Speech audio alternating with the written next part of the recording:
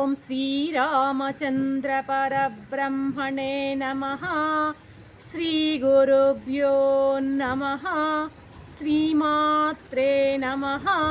శ్రీ గణేశాయ నమః.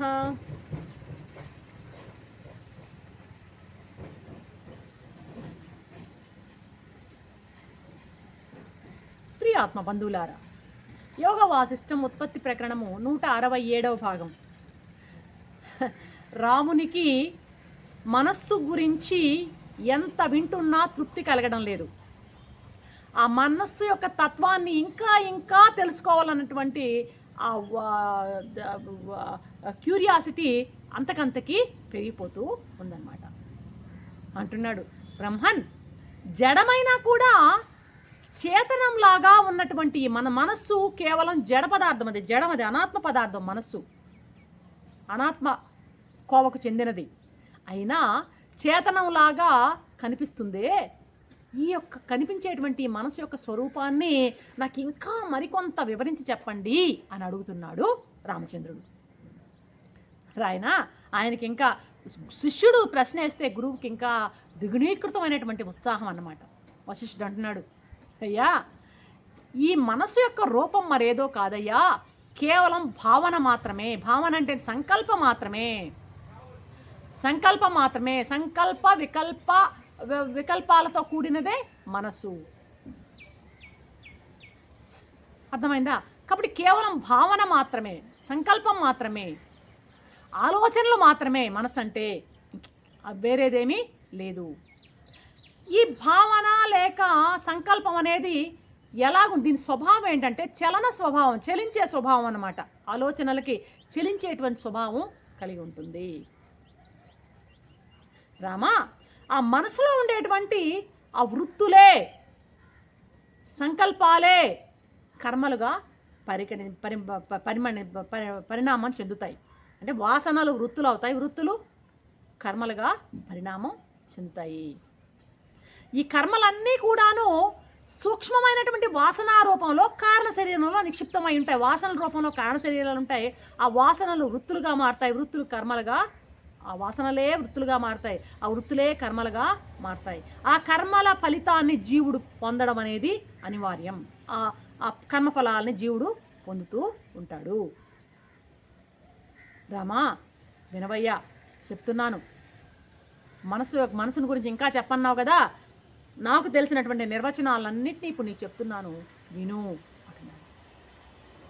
రామా, ఈ అనంతము, సమస్త శక్తిమంతము, సర్వజ్ఞము, సర్వశక్తిమయము, ఏకరూపము, సర్వగతము, సర్వవ్యాపకము అయినటువంటి ఆత్మతత్వం ఒకటి ఉందయ్యా. అది ఎక్కడో లేదు, ఏ హిమాలయాల్లోనో ఎక్కడ సముద్రంలోనో లేదు. అది నీ స్వరూపమే అయి ఉంది ఆత్మతత్వం. అయితే వచ్చిన చిక్కంతా ఏంటంటే, ఈ ఆత్మతత్వం కాస్త ఇది వెళ్ళి ఏంది అంతఃకరణం అనేటువంటి అద్దం మీద ప్రతిఫలించి దాంతో సంపర్కం పొందుతోంది. సూర్యకిరణాలు ఇలాగా ఒక అద్దం మీద పడి ఎలాగైతే రిఫ్లెక్షన్ వస్తుందో, అలాగే ఈ చైతన్య శక్తి అంతఃకరణం అనేటువంటి అద్దం మీద పడి రిఫ్లెక్ట్ అయితేనే కదా దాన్నే మనం జీవుడు అంటున్నాం. ఎప్పుడైతే ఈ చైతన్య శక్తి అంతఃకరణంతో కంటామినేట్ అవుతుందో,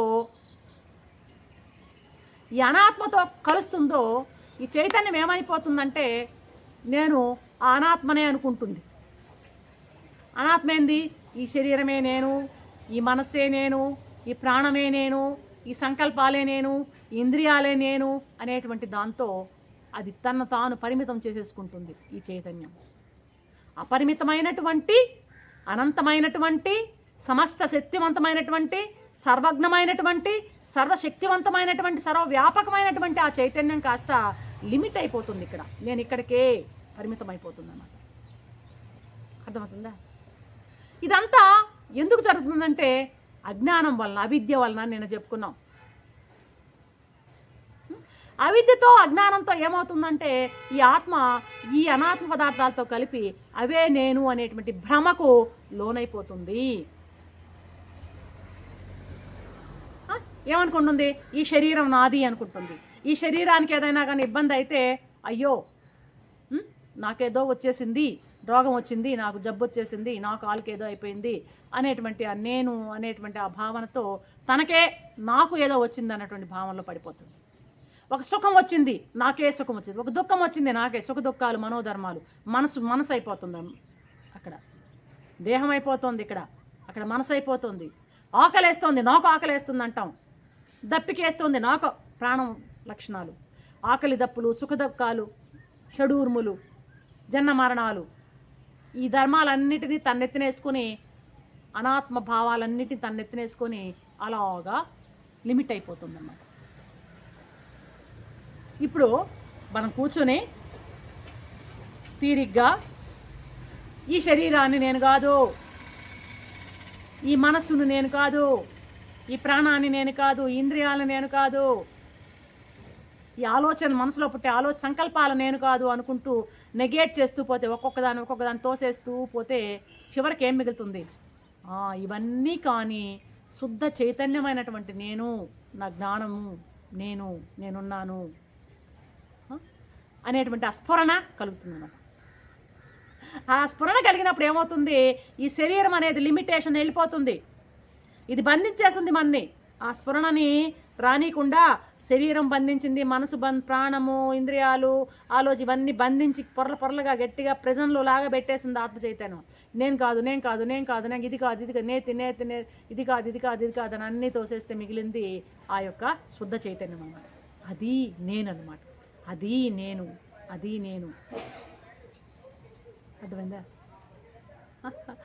ఆ నేను